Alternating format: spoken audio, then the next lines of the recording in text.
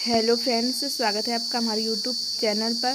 तो दोस्तों, इस वीडियो में हम आपको बताएंगे CG open board class 12 physics का फुल सॉल्यूशन बताएंगे। तो आप लोग वीडियो को पूरा देखें और बिल्कुल भी स्किप ना करें, क्योंकि इसमें हम आपको फिजिक्स का फुल सॉल्यूशन बताएंगे। प्रश्न पहला दिया गया है। तो जो फ्रेंड्स चैनल पर नए हैं तो वो क्या करें, चैनल को सब्सक्राइब करें और वीडियो को लाइक करें। तो यहाँ पर पहला का हो जाएगा 7 नंबर से हो जाएगा किसी पिंड की गति के अध्ययन का प्रारंभिक क्षण। फिर दूसरे का 12 नंबर से हो जाएगा। तीसरे का हो जाएगा 2 नंबर से न्यूटन। और चौथे का हो जाएगा शून्य। 5 में हो जाएगा 2 नंबर से ही विद्युत चुंबकीय। 6 में हो जाएगा 8 नंबर से न्यूटन कूलाम।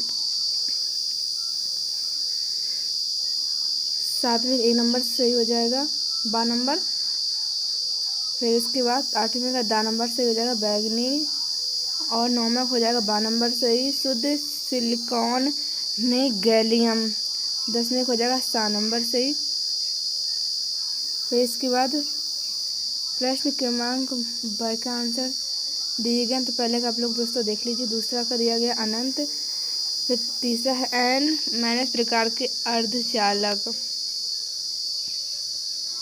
फिर चौथे का है इलेक्ट्रॉन। 5वें का है संभारिक।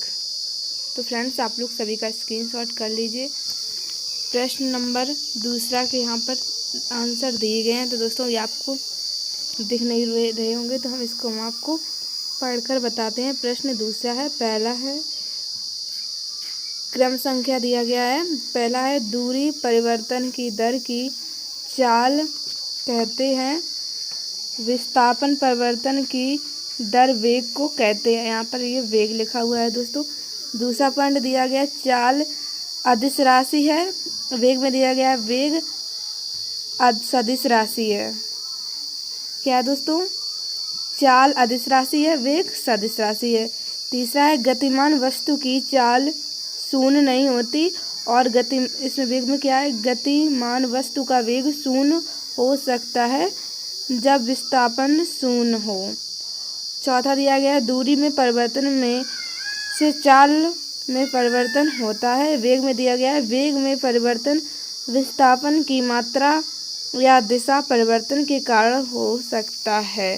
तो फ्रेंड्स, इसमें हमने आपको पढ़ के बता दिया, तो आप लोग कॉपी में नोट कर लीजिए इसका आंसर। फिर प्रश्न तीसरे का आंसर दिया गया है। उत्तर दिया गया, एक लालटेन की बत्ती में मिट्टी का तेल लगातार पृष्ठ तनाव के कारण चलता है।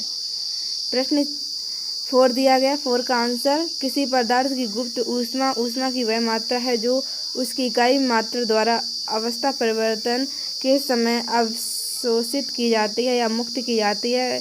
इसके अलावा पदार्थ जब अपनी कला पेज बदलते हैं तब भी गुप्त ऊष्मा के बराबर ऊष्मा आदान प्रदान करना पड़ता है। प्रश्न 5 का आंसर है दिया है माना कि 3 प्रतिरोध क्रमशः R1, R2 तथा R3 है और इनका परिणामी R है। तो यहाँ पर ये इसका सॉल्यूशन दिया गया है। तो आप लोग इसे स्क्रीनशॉट कर लीजिए और अपनी कॉपी में नोट कर लीजिए। फिर दिया गया है एंड गेट क्या है, लॉजिक प्रतीक बूलियन पक्ष विद्युत प्रपथ तथा सत्यता सारणी बनाएं। एंड गेट में 2 या 2 से अधिक निवेशी सिग्नल और एक निर्गत सिग्नल होता है। प्रश्न 6वां लॉजिक प्रतीक। फिर दिया गया है बूलियन पद यदि एंड गेट में या ए और बी निवेशी सिग्नलों का निर्गत सिग्नल y है तो y बराबर ए सारणी दी गई है निवेशी सिग्नल निर्गत सिग्नल। फिर प्रश्न 7वां दिया गया है। यहाँ पर निम्न को समझाइए। पहला, इंटरनेट यह विश्व भर में एक दूसरे से जुड़े हुए कंप्यूटर नेटवर्कों का एक समूह है। इंटरनेट कनेक्शन के माध्यम से इसका सदस्य पूरे विश्व के किसी अन्य सदस्य से बातचीत कर सकता है तथा सूचनाएं और जानकारियां प्राप्त कर सकता है। सेकंड दिया गया ईमेल। इसका पूरा नाम इलेक्ट्रॉनिक मेल है। पत्र को इंटरनेट सेवा प्रदान करता है के द्वारा प्राप्त करता है। पास भेजना ईमेल कहलाता है। यह एक डाक की तरह कार्य करता है, इस कारण इसे इलेक्ट्रॉनिक डाकघर भी कहते हैं। विरूपक बल के आधार पर वस्तुओं के 3 भागों में विभाजित किया गया है। प्रश्न 8वां दिया गया है यहाँ पर। प्रत्यास्थ वस्तुएं। प्रत्यास्थ वस्तुओं उन वस्तुओं को कहते हैं जिन विरूपक बल लगाने पर उनकी लंबाई, आयतन या आकृति में कुछ परिवर्तन हो जाता है, किंतु बल को हटा लेने पर वे अपनी पूर्वावस्था में आ जाते हैं, जैसे लोहा, चांदी, इस्पात, क्वार्ट्ज आदि। सेकंड दिया गया है संगुटय या प्लास्टिक वस्तुएं। तो इसका एग्जाम्पल दिया गया साबुन, गाली, मेही, मोम आदि। तो फ्रेंड्स आप लोग इसका स्क्रीनशॉट कर लीजिए। थर्ड दिया गया है भंगुर वस्तुएं। भंगुर वस्तुएं उन वस्तुओं को कहते हैं जो विरूपक बल लगाने पर टूट जाती हैं। एग्जाम्पल दिया गया कांच का टुकड़ा, सूखी नींह। फिर इसके बाद दिया गया है धारा रेखी प्रवाह, विद्युत प्रवाह। तो पहला है इस प्रवाह में किसी बिंदु से गुजरने वाला प्रत्येक कण वैध नहीं होता है और प्रत्येक कण आगे जाने वाले कण का पथ अनुगामी होता है। विद्युत प्रवाह में दिया गया है इस प्रवाह में किसी बिंदु से गुजरने वाले प्रत्येक कण का वेग भिन्न भिन्न हो सकता है। प्रश्न 9वां दिया गया है। तो दोस्तों ये दूसरा पॉइंट है इस प्रवाह में कण का वेग क्रांतिक वेग से कम अथवा बराबर होता है।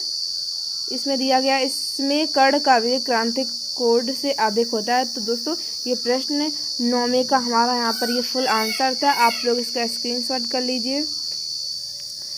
तीसरा पॉइंट दिया गया इस प्रवाह में कणों का वेग सरल रेखी या कोणीय वक्रीय हो सकता है। तो इसमें है तीसरा कणों का मार्ग अनियंत्रित एवं टेढ़ा मेढ़ा होता है। चौथा दिया गया है तो आप लोग इसे पढ़ लीजिए और स्क्रीनशॉट कर लीजिए। प्रश्न 10वां का आंसर दिया गया है। 9वें का दोस्तों बता दिया। तो आंसर है 40 अंश ताप पर फ़ारेनहाइट पैमाना और सेल्सियस पैमाना समान होता है। फिर प्रश्न 11 दिया गया है सरल आवर्त गति की विशेषताएं। तो आप लोग इसका स्क्रीनशॉट कर लीजिए और हम आपको पढ़कर ही बताते हैं। सरल आवर्ती गति साम्य स्थिति के दोनों ओर अपनी गति बार बार दोहराती है। दूसरा है प्रत्यानयन बल असाम्य स्थिति से कण के विस्थापन के समानुपाती विपरीत दिशा में होता है। फिर प्रश्न ये 12वां दिया गया है तो इसे हम आपको बताते हैं पढ़कर। वैद्युत द्विध्रुव के कारण निरक्षीय स्थिति में किसी बिंदु पर विद्युत विभव के लिए व्यंजक ज्ञात कीजिए। तो दोस्तों इसका आंसर है माना ए बी एक विद्युत द्विध्रुव है जो +q और -q आवेशों से मिलकर बना है। तो दोस्तों आप लोग इसका स्क्रीनशॉट कर लीजिए और इसका ये चित्र भी बना हुआ है और इसका ये सवाल भी किया हुआ है। तो आप लोग इसे स्क्रीनशॉट कर लीजिए और ये प्रश्न हमारे 12 का आंसर हो गया इस तरह से। फिर इसके बाद प्रश्न में 13 है यहाँ पर अपतल दर्पण के लिए U-B-F से संबंधित कीजिए अथवा करके भी दिया गया है। दर्पण सूत्र दिया गया है किसी गोली दर्पण के लिए U में संबंध दर्शाने वाले सूत्र को दर्पण सूत्र कहते हैं। सूत्र निम्न है। तो दोस्तों ये 13वां का हमारा आंसर है और ये चित्र दिया गया है और इसकी ये परिभाषा भी लिखी हुई है। तो आप लोग इसका स्क्रीनशॉट कर लीजिए।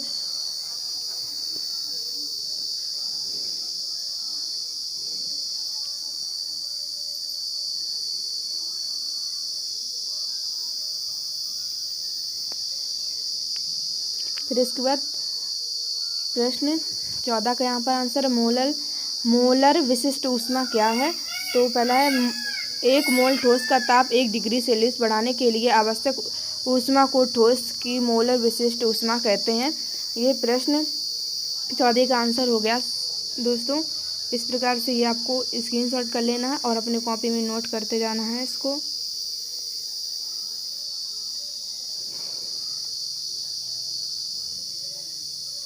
फिर इसके बाद ही प्रश्न 15 का आंसर है, परिभाषा दी गई है, सीमांत घर्षण बल और अभिलंब प्रतिक्रिया का परिणामी अभिलंब प्रतिक्रिया से जो कोण बनता है उसे घर्षण कोण कहते हैं।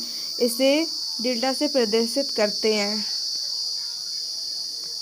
गणितीय व्याख्या दी गई है, तो आप लोग इसे स्क्रीनशॉट कर लीजिए दोस्तों। इस प्रकार से आपको ये लिखना है और इस प्रकार से आपको ये चित्र दिख रहा होगा, तो इस प्रकार से आप इसका चित्र भी बना लीजिएगा और इसकी परिभाषा भी लिख लीजिएगा, पॉइंटों में करके दी गई है।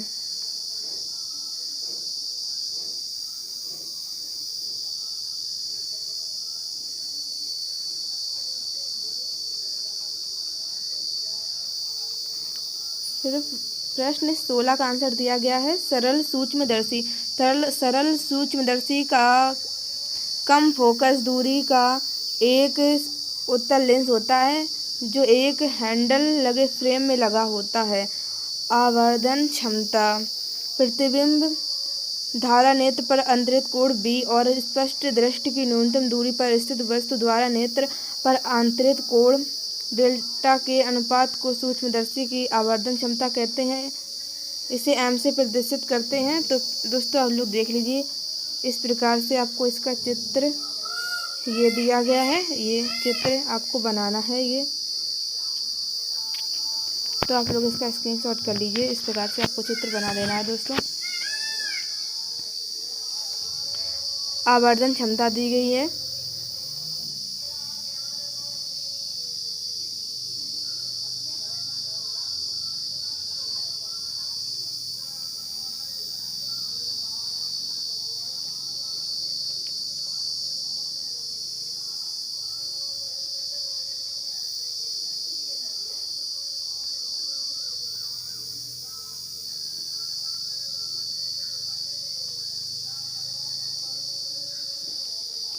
फिर प्रश्न 17 का आंसर यहाँ पर ये दिया गया है। प्रश्न 17 का आंसर है दोस्तों ये, तो आप लोग इसे अपनी कॉपी में नोट कर लीजिए और इस प्रकार से हम आपको ये बताते हैं। किसी इलेक्ट्रॉन के लिए डी ब्रोगली तरंगदैर्घ्य का समीकरण ज्ञात कीजिए। तो इसकी परिभाषा, माना एक इलेक्ट्रॉन का द्रव्यमान m तथा उस पर आवेश E है, विभवांतर v द्वारा विरामावस्था से त्वरित होने पर उसका वेग v हो जाता है।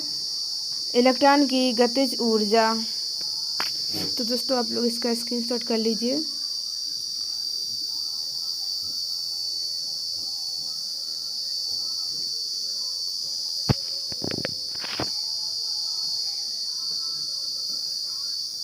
न्यूटन का सर्वाधिक गुरुत्वाकर्षण का नियम लिखिए एवं सर्वाधिक गुरुत्वाकर्षण नियतांक को परिभाषित कर इसका मान व मात्रक बताइए। तो ये प्रश्न था दोस्तों हमारा। फिर इसके बाद इसका ये आंसर दिया गया है। न्यूटन के सर्वाधिक गुरुत्वाकर्षण नियम के अनुसार ब्रह्मांड में प्रत्येक पिंड दूसरे पिंड को अपनी ओर आकर्षित करता है। किन्हीं दो पिंडों के बीच लगने वाला आकर्षण बल पिंडों के द्रव्यमानों के गुणनफल के समानुपाती एवं उनके बीच की दूरी के वर्ग के त्रिकोणानुपाती होता है।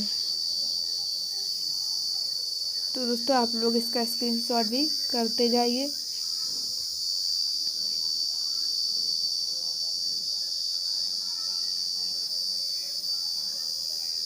फिर दिया गया है पहला पॉइंट, परिणामी वोल्टता विभवांतर।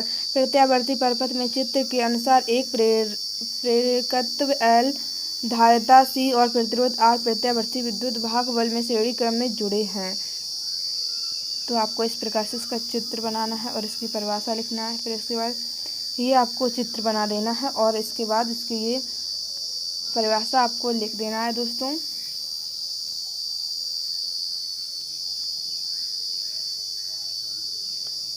फिर सेकंड दिया गया है, थर्ड दिया गया है, तो पॉइंटों में ये आप लोग इसका स्क्रीनशॉट कर लीजिए।